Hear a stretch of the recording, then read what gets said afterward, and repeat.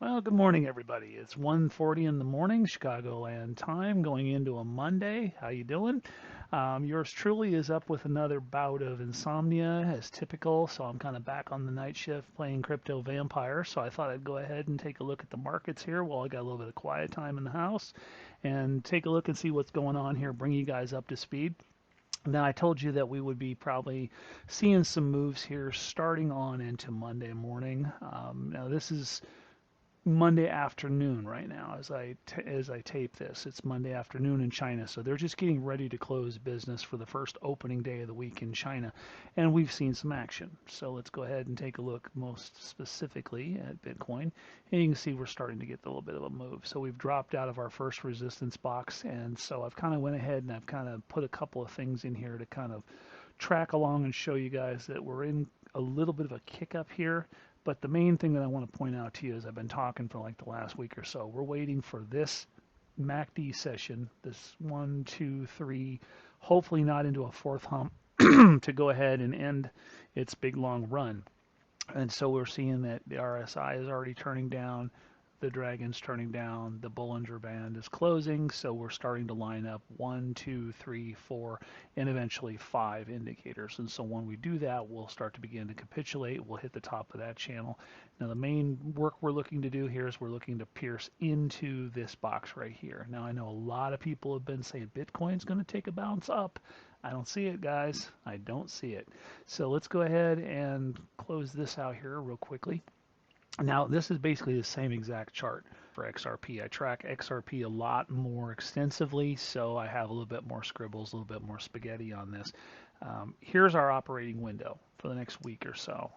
If things really get wild, we should drop right out of this, but I expect to probably meander around for 2, 3, 4 more days here. When we really get up ahead of steam again, here is that same three bump scenario, but you'll notice here, let's go ahead. I'm going to do something I don't normally do. I'm going to click that and open it all the way up.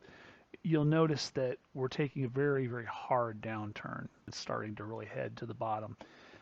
This is turning down, so let me go ahead and get the DMI open. This is the Nibus, and you're seeing everything's just taking super hard, just turns. And so we're going to be seeing the dragon, the snapdragon, which is these three lines here, and the Bollinger Band closing. So we're watching these two right here, but these three are performing admirably, and we're just basically, it's a waiting game. So on into Wednesday, possibly Thursday, we could really see this thing pick up ahead of steam. So what our major concern is, or our major watch point for XRP, is we want to basically be below 30 cents. And so once we get below 30 cents, the next thing we're contending with is this, oops, excuse me, next thing we're contending with is we're dealing with this midline channel here.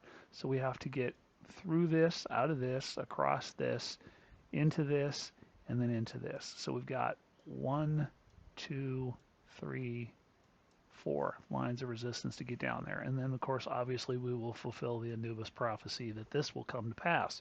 So that's basically what we're waiting on, guys. So I just want to give you a really quick update. Really, there's not a whole lot fresh and new to say, because I can show you chart after chart that's basically lining up exact same way. I tend to kind of look at the two major indicators or the three major indicators as indicative of the rest of the market. So when someone says, is the market going up or going down, or is Bitcoin going up or going down, many times you can look at other similar charts and kind of get a little bit clearer view. Sometimes one crypto may not be as expressive of a direction as others are. So I tend to look at two or three major ones that kind of share a general trend, if you will, and just kind of see which one kind of shows its hand a little bit more, and that would be XRP. So we're still looking for a downward turn this week, and that's basically all she wrote.